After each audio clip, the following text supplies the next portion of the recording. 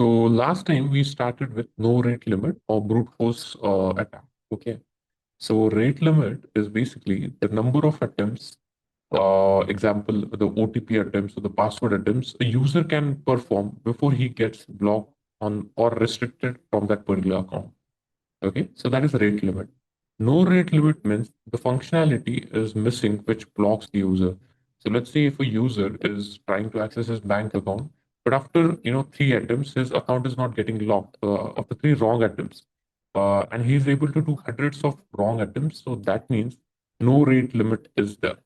Okay, so there's no rate limit on that particular functionality, and which should be there. So by design, based on different sort of website, whether it is e-commerce, banking, there should be rate limit. Okay, if it is a usual website as well, there should be a rate limit after 10 attempts. So if there's attempt of 5 or 10 wrong passwords, it should lock it. Okay, so that is basically rate limit. How to check for it?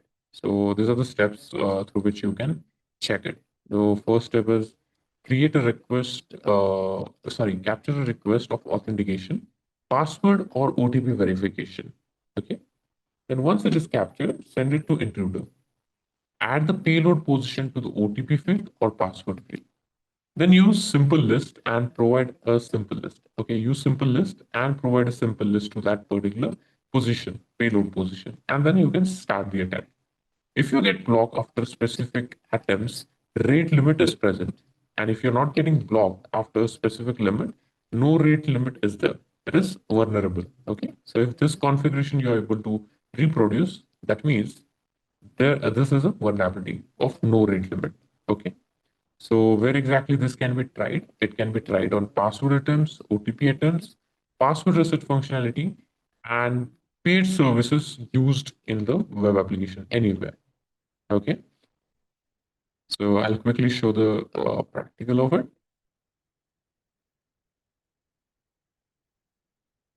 So for this one, we use Burp suite.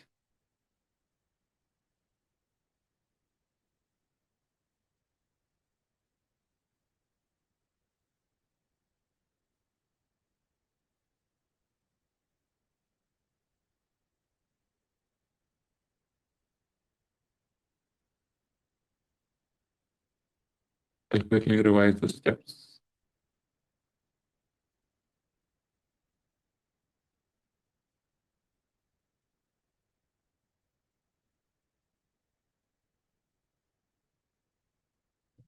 We start the Burp so that proxy will start.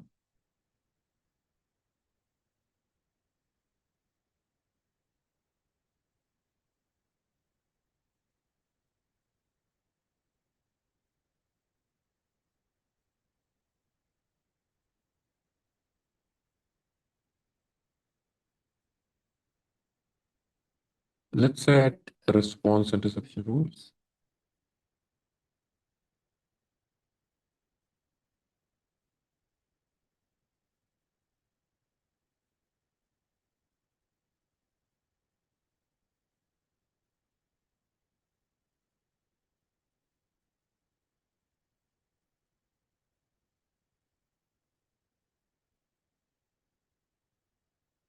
And now let's try to open the website.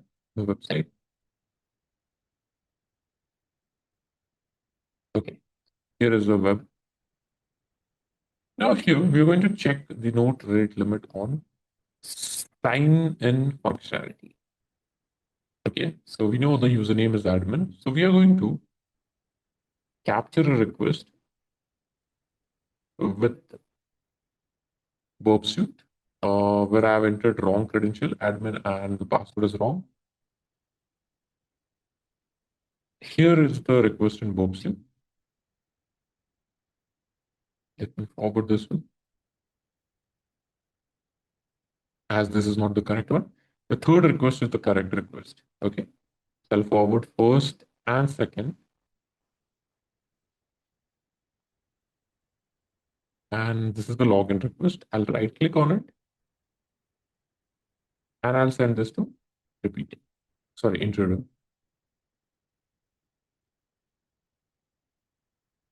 Let's go to intruder now.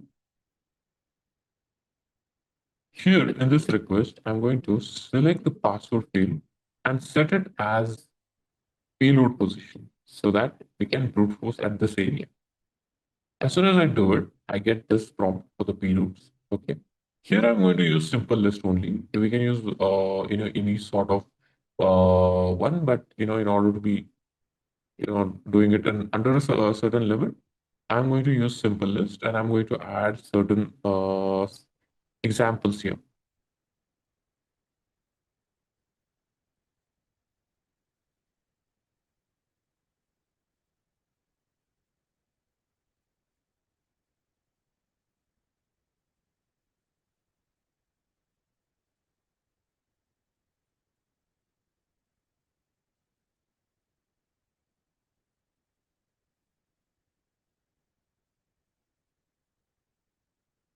Okay, so we have this much simple list with us.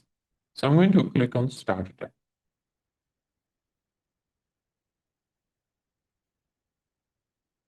and it will give me a message.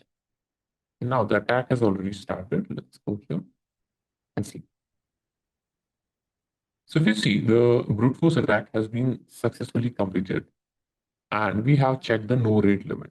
So it is going beyond 3 attempts. So that means, or it is going multiple, it is doing multiple attempts.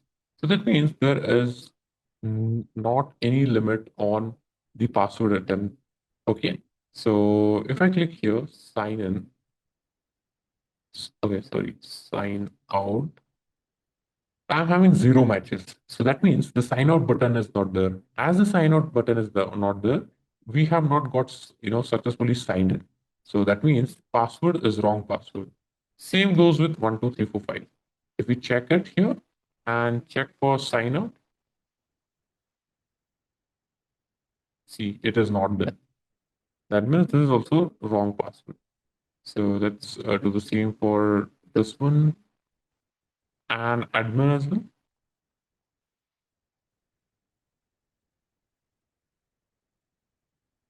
Okay, this is also not the correct password.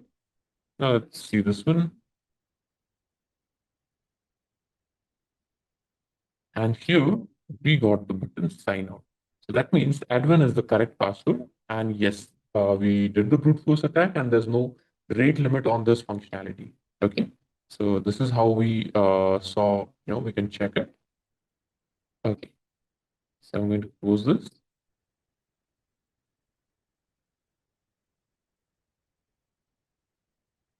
After that, we also saw if there's any sort of challenge that you faced or if there is any prevention that is added to the brute force, you can use null bytes to bypass it. So that is what we have seen last time. So these are the null characters or null bytes that you can use instead. Okay, in the email name or anything. Now the fourth thing that we are going to see is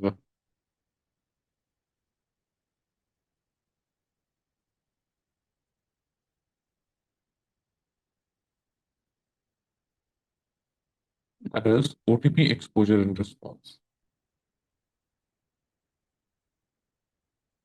So what is OTP exposure and response? Here, basically, whenever you're trying to log in and a OTP generation request is sent or is created, the OTP get exposed in the same response. Okay, same request response. So let me put it here.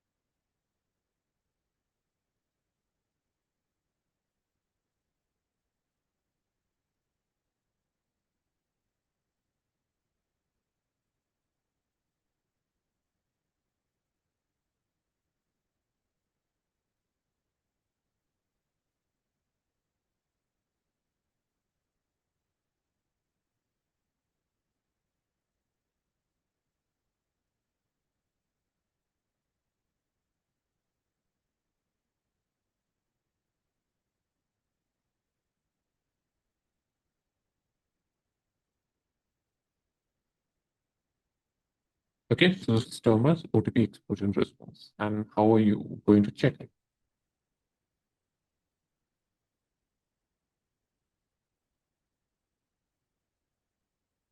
First thing is you have to generate an OTP. Okay, you have to go to the web application and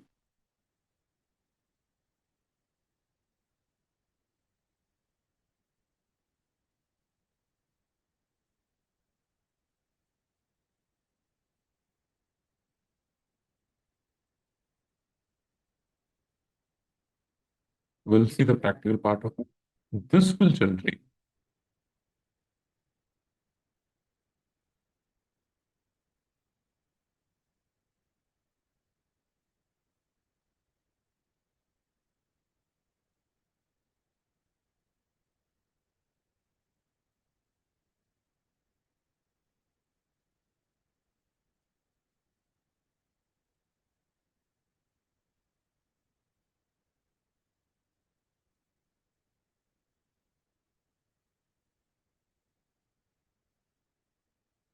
So whenever the passwords are, username and password is correctly entered, the web application sends a or generates a request sends a request which is used to generate OTP. And in the response of this, OTP request, you will have the OTP exposed.